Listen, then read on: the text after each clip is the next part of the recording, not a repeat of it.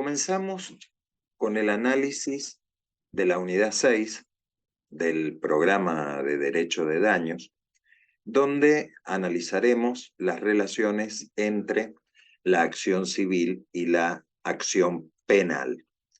O dicho de otra manera, para que no cometamos errores y establezcamos prioridades sistemáticas del derecho argentino, las relaciones entre la acción penal y la acción civil.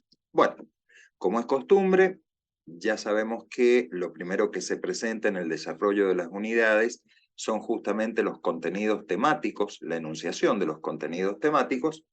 En el caso de la unidad 6, las nociones generales entre las relaciones de ambas acciones, el sistema del código unificado, el sistema del código velezano y del código penal, el ejercicio de la acción indemnizatoria en materia penal o en sede civil, la influencia del juicio penal pendiente sobre el proceso civil, la sentencia penal sobre la sentencia civil y de la sentencia civil sobre la sentencia penal y las cuestiones de prejudicialidad. Obviamente que en esto, ¿no es cierto?, vamos a hacer un desarrollo que vamos a ver es más extensivo que la mera presentación formal de los temas contenidos en la unidad. Bien, ubicación en el código. Acción civil y penal lo tenemos en la sección 11 del capítulo 1 del libro 4, que habla de otras fuentes de las obligaciones. Y este tema se legisla a partir del artículo 1774 en el Código Unificado, 1096 en el Código de Vélez-Sarsfield. Bueno, si ustedes se fijan en el margen izquierdo, tienen las cuestiones de prejudicialidad, las cuestiones generales de tratamiento sobre el tema de la relación entre la acción civil y la acción penal. Lo primero que debemos aclarar es que la nueva norma, el Código Unificado, consagra el denominado principio de independencia. La acción civil y la acción penal resultantes de un mismo hecho, el evento que provoca el nacimiento de ambas acciones, puede ser ejercido independientemente. Vemos primero los tiempos verbales, pueden, es decir, no dice serán, sino establece un potencial, pueden ser ejercidos indistintamente. En los casos en que el hecho dañoso configure al mismo tiempo un delito del derecho criminal, la acción civil puede interponerse ante los jueces penales conforme a las disposiciones de los códigos procesales o las leyes especiales. Entonces acá, el principio de la independencia nos consagra, yo diría que dos ideas que son básicas. Primero, la libertad de elección y a partir de ese momento, si se opta por el principio o por la tramitación independiente, entonces se va a manejar por distintas normas. Si se opta por hacer el pedido en el ámbito penal, se aplicarán las normas propias del Código Penal. El otro artículo que es importante que tengamos en cuenta es el artículo 1780 que habla de la sentencia penal posterior. Cuando lo que voy a explicar ahora está referida a la circunstancia de aquella sentencia que es posterior a la sentencia civil, en donde el Código Unificado consagra el principio o establece el principio de que la misma no causa ningún efecto sobre ella. Es decir, frente a la circunstancia de que la sentencia penal fuera posterior a la sentencia civil, no produce efectos sobre la sentencia civil, excepto en las situaciones de revisión de la sentencia. Y la revisión procede exclusivamente a pedido de parte interesada en los siguientes casos. Cuando la sentencia civil asigna el alcance de cosa juzgada a cuestiones que han sido resueltas en el ámbito penal, y estas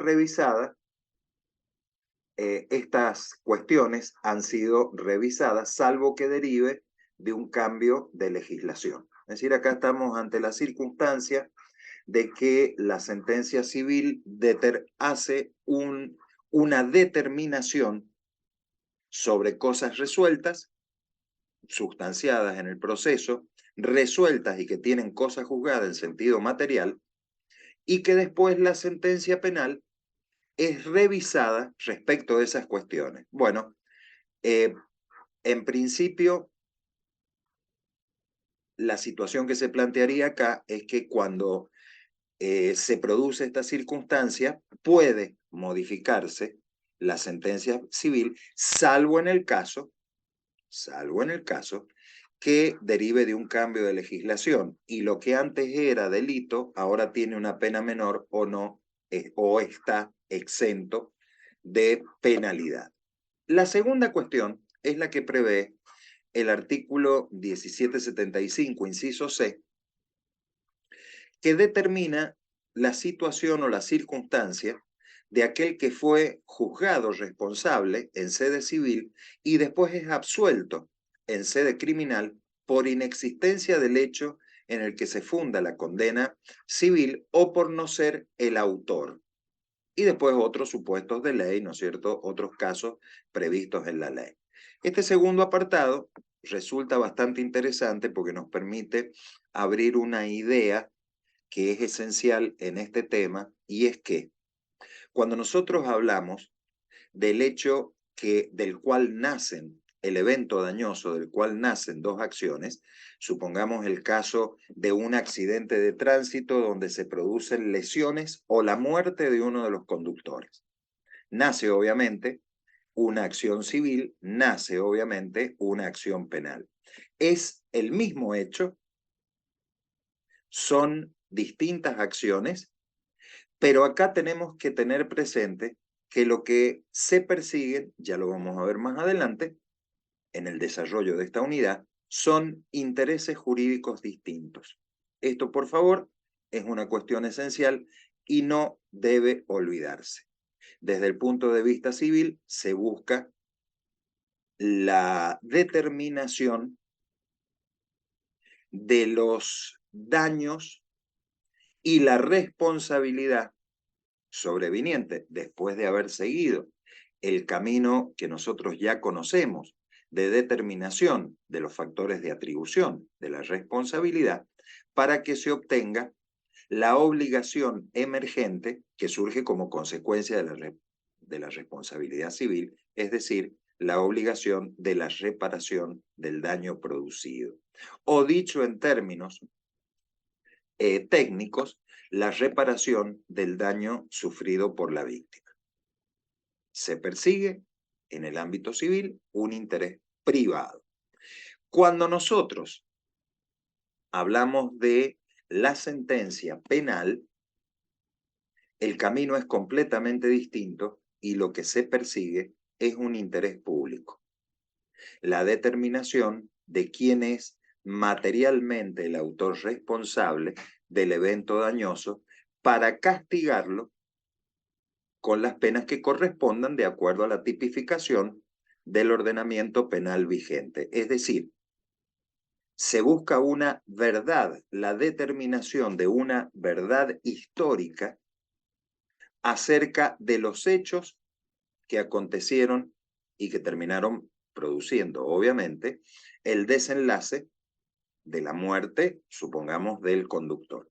De ahí que el 1775, inciso C, cuando habla la excepción, cuando habla, ¿no es cierto?, se habla de la sentencia penal posterior, se determina la posibilidad de que en el caso de revisión se tenga presente que quien haya sido juzgado responsable en la acción civil y es absuelto en la acción criminal por inexistencia del hecho en el que se funda la condena civil o por no haber sido el autor, evidentemente no puede ser responsable civil. ¿Por qué? Porque la verdad histórica nos está demostrando otra cosa.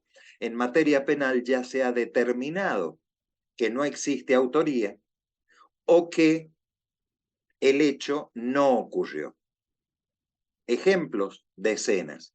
El caso, supongamos, del accidente de tránsito, lo vamos a ver más adelante, en el que en un determinado momento se termina condenando a una persona al pago de una indemnización y después una sentencia penal revisada determina que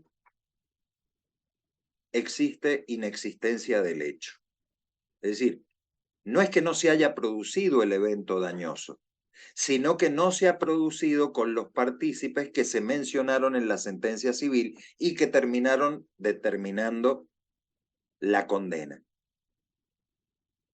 La otra situación es aquella en la que el presunto autor del evento dañoso resulta que no lo es. Bien,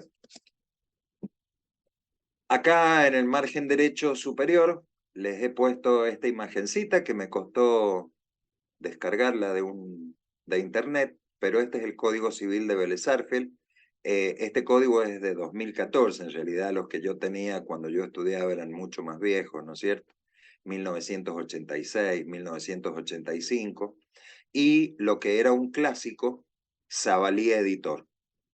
Era, a título de anécdota, habían algunos que en primer año, cuando se les preguntaba quién era el autor del Código Civil, decían justamente Zavalía, porque leían la parte inferior donde estaba el nombre de la editora. Bueno, dejando de lado esos recuerdos, en materia del código del sistema de Vélez, nosotros teníamos dos normas, el 1096 y el 11, el 1106. El 1096 determinaba que la indemnización del daño causado por el delito solo puede ser demandado por acción civil independiente de la acción criminal.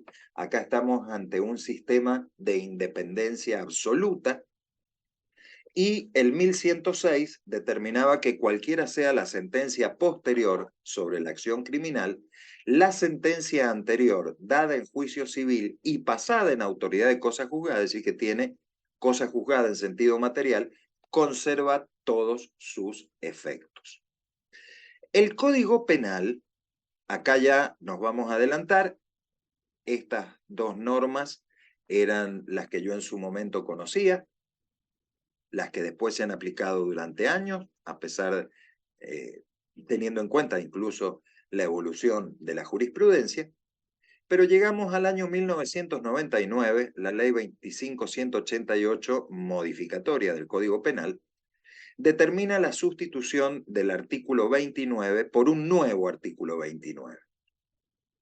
Y cuando se habla de la reparación de perjuicios ocasionados por el evento dañoso, estamos hablando de la materia criminal, determina que la sentencia condenatoria podrá, y este podrá, que es un potencial, podrá ordenar, sería teniendo en cuenta la circunstancia de que oportunamente el damnificado así lo haya requerido, disponer u ordenar la reposición del estado de cosas anterior a la comisión del delito cuando sea posible, disponiendo a ese fin las restituciones y demás medidas necesarias, primera opción. Segunda opción, ojo, muy importante y ya les voy a explicar por qué, la indemnización del daño material y moral causado a la víctima, a sus familiares o a un tercero, fijándose de modo prudencial por el juez en defecto de plena prueba de cuál ha sido la extensión de ese daño y obviamente el pago de las costas, que esta es una previsión de rigor. Si nosotros vemos el inciso segundo del artículo 29, la indemnización del daño material y del daño moral de la víctima son normas que podríamos decir hoy en día, con la vigencia del Código Unificado, resultan hasta de carácter rudimentario, porque cuando nosotros hablamos del derecho de daño, Dentro de otras cosas se menciona, por ejemplo, el proyecto de vida, y entonces tenemos una amplitud y profundidad del estudio de aquellos eventos que pueden ser susceptibles de generar la obligación de indemnizar, que es muy superior a las exiguas normas del Código Penal. Es decir, las normas del Código Penal son muy básicas para verdaderamente procurar una adecuada recomposición del interés de la víctima damnificada por el evento dañoso. De lo dicho hasta ahora, podríamos decir que las relaciones, cuando hablamos de las relaciones entre la acción civil y la acción penal, un mismo hecho, a modo de resumen, un mismo hecho puede generar una acción de responsabilidad civil y también ser punible desde el punto de vista penal por configurar uno de los delitos tipificados en el Código Penal. Y en este caso nacen dos acciones, y estas dos acciones, como les mencioné anteriormente, tienen una arista, una es penal y tiene una arista pública, privada o dependiente de instancia privada, dependiendo del tipo de evento dañoso, ¿no es cierto? Y otra civil, que esta es de carácter privado y es resarcitoria de los daños sufridos por la víctima. Lo importante a tener en cuenta es que la acción penal es de carácter público, mientras que la acción civil es siempre de carácter privado y la ejerce la víctima. Bueno,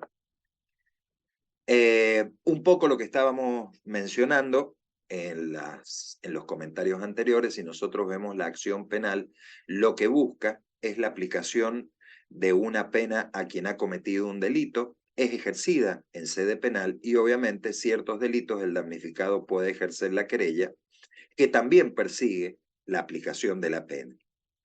En el ámbito de la acción civil, el interés es eminentemente privado, está encarnado por el damnificado y se ejerce, en principio, en sede civil.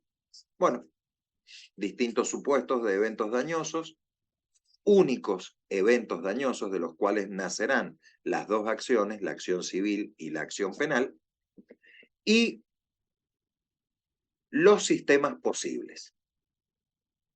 Tenemos un primer sistema que podríamos llamar de la separación o de la independencia. Recordemos, artículo 1774 del Código Civil, en donde la acción civil debe tramitar en sede civil, la acción penal, obviamente, en sede penal, es un sistema lógico y coherente con el interés particular de la acción civil y el interés público de la acción penal. El sistema de la acumulación, o también denominado sistema de la unidad, permite que en sede penal se acumule la acción civil a la tramitación de la acción penal, aprovechando de esta manera los hechos y las pruebas que son comunes. Pues podríamos decir que los eventos dañosos generan esa actividad probatoria que está determinada o que está producida para determinar la verdad histórica del evento dañoso. Hay una economía entonces de la actividad jurisdiccional, en la actividad jurisdiccional y también en la duración del proceso. Sin embargo, esa aparente autonomía en realidad no recompone el daño sufrido, es decir, no es que no lo recomponga, no es lo suficientemente idónea o satisfactoria para recomponer el daño sufrido por la víctima. El Código de Vélez, obviamente, se refería al sistema de la independencia y la crítica de la doctrina estaba determinada porque el artículo 1096 y el código, el 29 del Código Penal legislan sobre cuestiones de competencia que no han sido delegadas por las provincias a la nación, dado que las normas procesales son aquellas en donde se determinan la legitimación para reclamar. Para algunos no resultaba claro si el damnificado debía recurrir a la jurisdicción civil obligatoriamente para perseguir el resarcimiento, porque justamente la letra del artículo 29, ya lo vamos a ver más adelante, pero la letra del artículo 29 establecía un podrá, es decir, se puede reclamar. Con lo que se generaba la duda y esa duda nos lleva a que hablemos de un sistema de la independencia relativa. En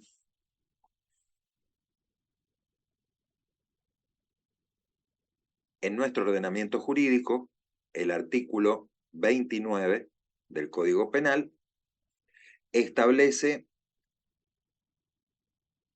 y acá vamos a hacer una aclaración, el proyecto de reforma, que es de la ley 25.188, no decía la sentencia condenatoria podrá, sino que decía, si no me falla la memoria, la sentencia condenatoria ordenará la reposición al estado anterior a la comisión del delito en cuanto sea posible, disponiendo a ese fin las restituciones y medidas necesarias.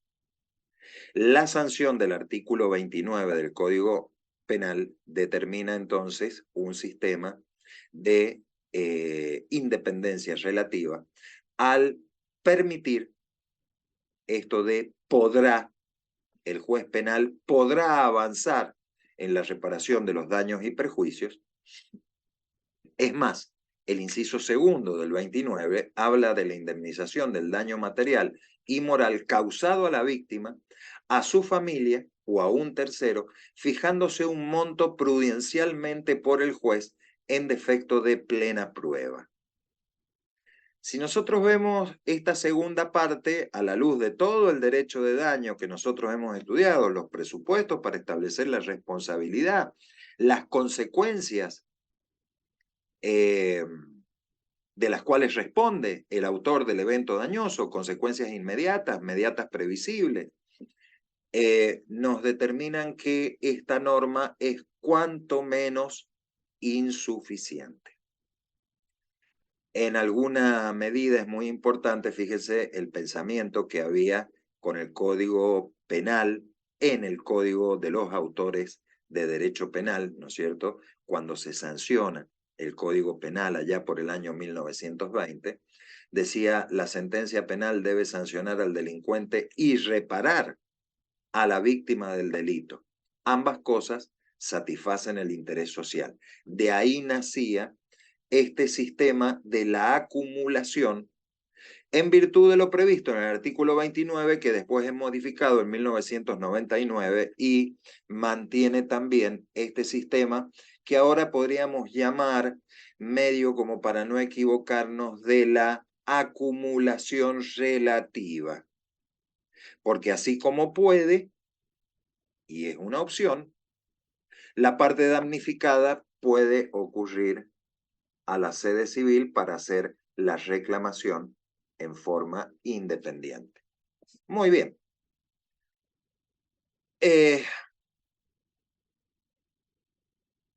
La duplicidad de sistemas, hablar de una acción civil y una acción penal, requirió resolver cuestiones de relación entre ambas acciones para evitar el strepito fori, es decir, las sentencias contradictorias. Vélez adoptó este sistema de la prejudicialidad relativa, en donde la suerte de la acción penal condiciona la sentencia civil y existen como fundamentos, ¿no es cierto?, razones de orden histórico. Estaba previsto así en el sistema de Vélez. Podríamos decir que nuestro sistema siempre ha sido un sistema mixto, en donde incluso en la práctica tribunalicia, es decir, la práctica forense, la de todos los días, siendo uno abogado joven, le preguntaban a los viejos litigantes si era conveniente para ahorrar tiempo hacer la reclamación de daños y perjuicios en sede civil, en sede penal, que tramitara la acción penal y la acción civil en paralelo, y normalmente todos respondían pronunciándose por la inconveniencia de seguir ese criterio. Es más, en lenguaje coloquial, ¿no es cierto?, incluso decían que con palabras mucho más de lenguaje propio de una cancha de fútbol, que la sentencia iba a salir muy mal, no se utilizaba esa expresión, si uno pretendía que el juez penal resolviera las cuestiones indemnizatorias propias de la reclamación de los daños y perjuicios. Código Civil, año 2015, artículo 1774, principio de independencia, establece el principio de carácter relativo, pueden ser ejercidas independientemente. El código permite la acumulación en sede penal de la acción civil, pero también mantiene el principio de independencia. Si el interesado quiere ocurrir a la vía civil, lo puede hacer. ¿El juez está facultado para resolver? Sí, obviamente está facultado para resolver, siempre y cuando las leyes procesales se lo permitan. Es decir, no basta solamente el Código Penal, sino también las normas adjetivas que le determinen el procedimiento a seguir. Entonces, la acción civil puede interponerse ante los jueces penales conforme a las disposiciones de los códigos procesales o de otras leyes especiales. Esto es importante tenerlo en cuenta. No basta solamente la previsión del Código Penal, sino también que las normas adjetivas, es decir, los códigos de procedimiento, prevean esta circunstancia y normaticen el procedimiento para la acumulación de la acción civil en sede penal. Consenso de la doctrina, escrito en rojo, bien grandote, para que nunca se les olvide, la víctima tiene la opción de reclamar, en sede civil o en sede penal, el resarcimiento del daño injustamente sufrido. O sea, estamos ante un sistema de independencia, pero que podríamos denominar de carácter relativo. Y acá entramos con las opciones. Se produce el evento dañoso y tenemos dos caminos distintos. Primer camino, opción A. La víctima decide ejercer en forma independiente la acción civil en sede civil. Entonces, en este caso, existe una independencia de la acción civil respecto de la acción penal y el dictado de la sentencia civil se debe suspender hasta tanto se haya dictado la sentencia penal que lo precede. Entonces, el 1775 habla de la suspensión de la sentencia civil, determinando si la acción penal precede a la acción civil o es intentada durante el curso, el dictado de la sentencia definitiva debe suspenderse en el proceso civil hasta la conclusión del proceso penal, con excepción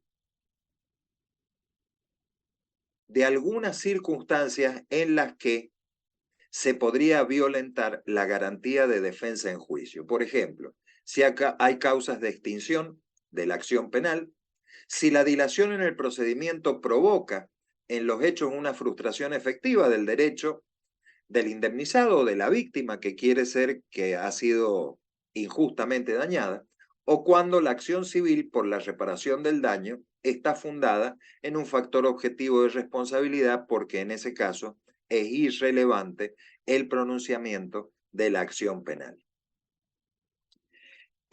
Como ya hemos dicho anteriormente, cuando nosotros hablamos del principio de independencia, determinamos justamente que se pueden ejercer en forma independiente y en fueros distintos, obviamente, la acción civil en el fuero civil, la acción penal en el fuero penal.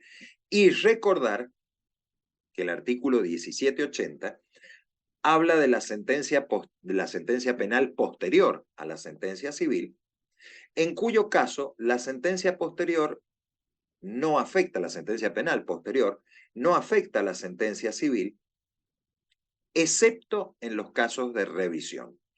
Los casos de revisión, bueno, cuando la sentencia civil asigna alcances de cosas juzgadas a cuestiones resueltas por la sentencia penal y esta es revisada respecto de esas cuestiones, es decir, hay cuestiones que en sede civil tienen ya el sentido de cosa juzgada, pero resulta que hay una revisión en sede penal.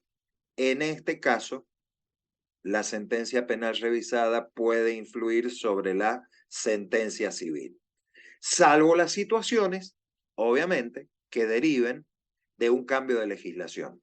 En algún momento había una pena más rigurosa, después la pena era de menor cuantía o menor intensidad, o la pena directamente desaparece porque el legislador por política criminal entiende que la conducta no es punible. La segunda situación se da cuando quien ha sido juzgado eh, y encontrado responsable en sede penal, en sede civil, es absuelto en el juicio criminal o se determina que, por ejemplo, no es su autor o no existió el delito el delito en el que se funda la condena civil. Entonces, podríamos decir, el artículo 1776 establece que la sentencia condenatoria produce los efectos de cosa juzgada en el proceso civil respecto de la existencia del hecho principal y que constituye el delito y de la culpa del condenado. ¿Cuál es la razón de este texto? En algún momento yo les comentaba que cuando se produce un evento dañoso del cual nacen la acción civil y la acción penal, esas acciones persiguen fines que son completamente distintos. En la acción civil se busca la justa reparación del daño injustamente sufrido, mientras que en la acción penal, que es de carácter público, lo que se busca es la determinación de quién fue el autor material del evento. Entonces, es obvio que cuando nosotros hablamos de estas situaciones, podríamos decir que la verdad histórica perseguida por la acción penal en su carácter, en su faz pública, ¿verdad? Determina que justamente el hecho principal que constituye el delito y la culpa del condenado son en definitiva la base de la responsabilidad de la acción civil. Y acá tenemos las situaciones que prevé el artículo 1777, la inexistencia del hecho, de la autoría o del delito de responsabilidad penal.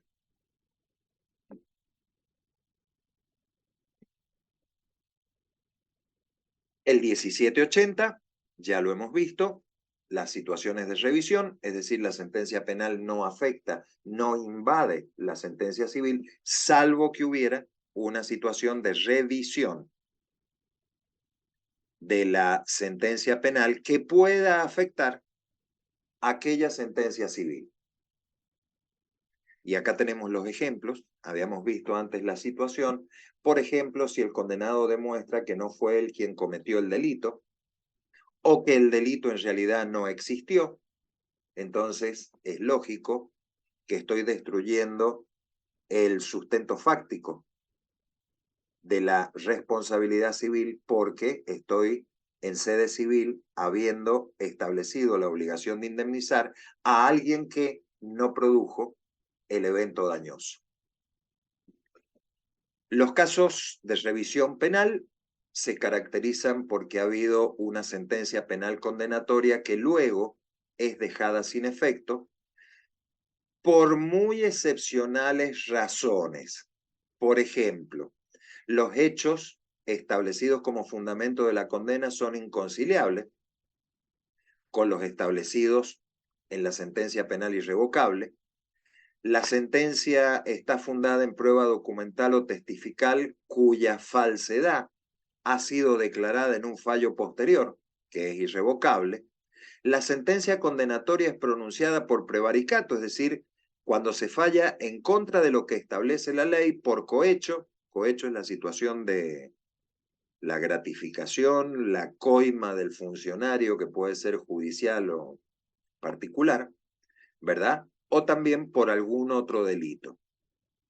Y también después de la condena, cuando después de la condena sobrevengan o se descubran nuevos hechos o elementos de prueba que solo o unidos a los ya vertidos o producidos en el proceso hagan evidente que el hecho no que existió o que el condenado no lo cometió al evento, al ilícito de carácter penal. Dentro de la temática que estamos analizando, recordemos que cuando el factor de atribución en los eventos dañosos, el factor de atribución es objetivo, entonces la indemnización civil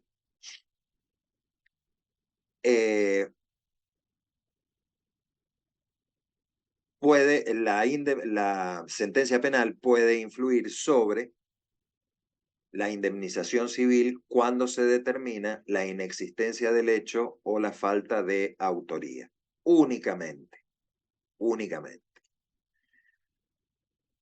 Como consecuencias de la revisión de la sentencia civil, cuando nosotros hablamos de las consecuencias de la revisión de la sentencia civil, nos encontramos con un problema, así como en materia penal nosotros podemos hablar de la revisión de la sentencia, no lo podemos hacer en materia de la sentencia civil.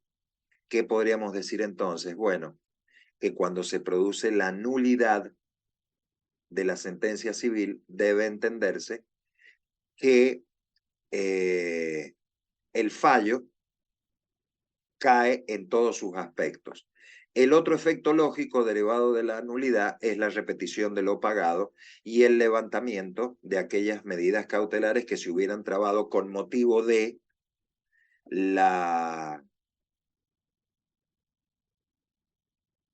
es decir, con motivo de la tramitación o sustanciación de la acción de responsabilidad civil. Conclusiones. En materia de casos de revisión penal, las disposiciones del Código Unificado importan una evolución sobre el sistema de Vélez, se solucionan muchos inconvenientes y se receptan textos que son técnicamente depurados, es decir, que tienen una franca comprensión e interpretación doctrinaria que es la dominante actualmente, que quizás en el día de mañana pueda modificarse, pero que actualmente es la dominante.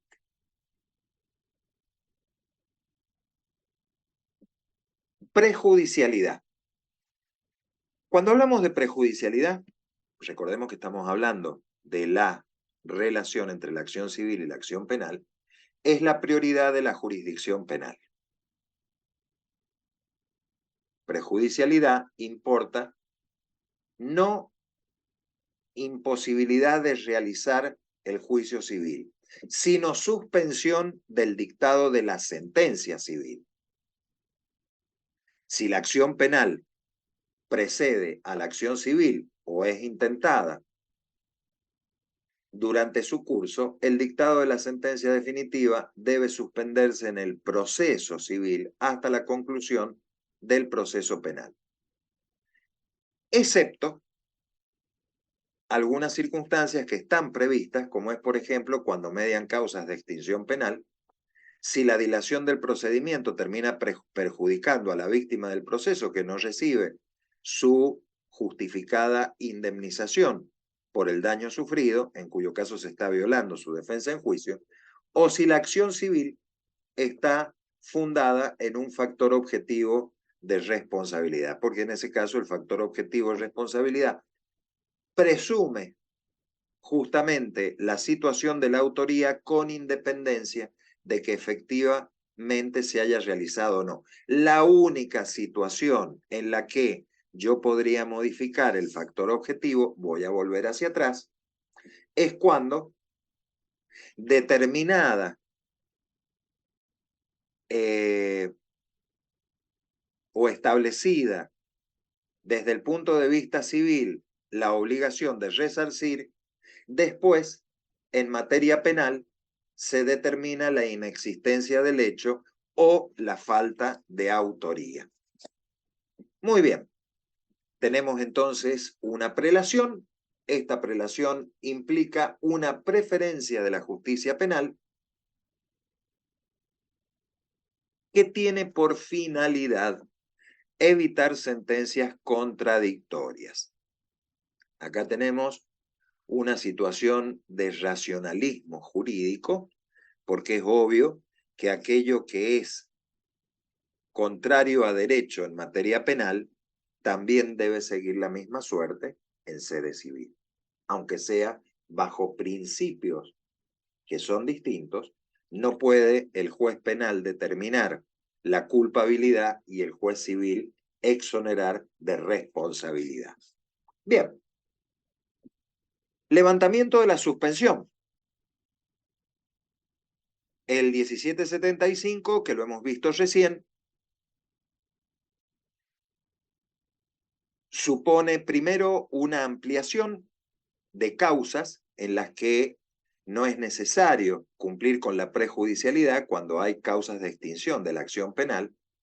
También se recepta fallos de la jurisprudencia, es decir, el que acciona civilmente, si debe esperar un largo proceso penal que no termina, evidentemente está siendo perjudicado en su derecho de defensa en juicio.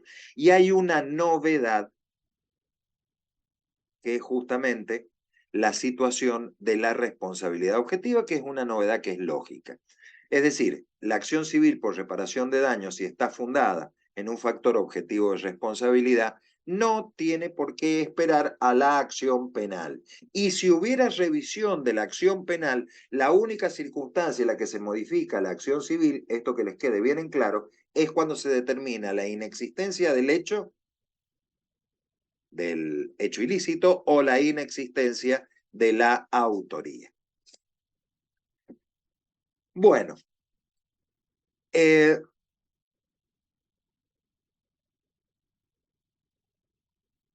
¿cuándo median causas de extinción de la acción penal? Bueno, por ejemplo, cuando se produce la muerte del imputado, por la amnistía, por la prescripción, por la renuncia del agraviado, por la conciliación o reparación integral del perjuicio, en las situaciones que prevé el Código Procesal, o por el cumplimiento de las condiciones establecidas para la suspensión del proceso a prueba, según lo previsto en las leyes procesales correspondientes.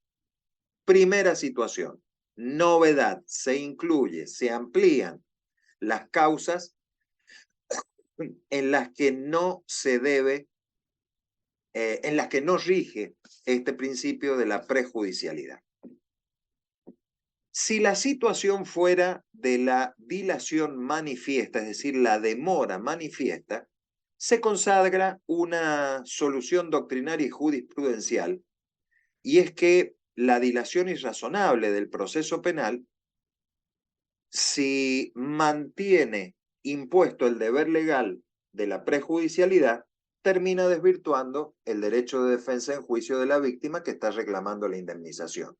Entonces, la excesiva dilación computaría todo el tiempo transcurrido desde el daño hasta el momento en que el juez se encuentre en condiciones de dictar sentencia. Acá tenemos varios fallos que hacen o que receptan este criterio. Y finalmente, tenemos la situación de la acción civil por reparación del daño, es decir, si lo que estamos hablando es de un factor de atribución objetivo, entonces acá se descarta todo reproche subjetivo a la gente. No interesa las conclusiones a las que arriba el juez penal, porque el juez civil puede condenar a indemnizar el daño sin incidencia del factor de la culpabilidad. Y tenemos jurisprudencia que los invito a que después justamente la lean para tener en cuenta de lo que estamos hablando. Muy bien. Hasta acá llegamos con la primera parte en el desarrollo de las relaciones entre la acción civil y la acción penal, y vamos a seguir en la segunda parte con la interdependencia de ambas acciones, y después vamos a ver la opción B, es decir, acumulación de la acción civil y la acción penal en el ámbito del fuero penal.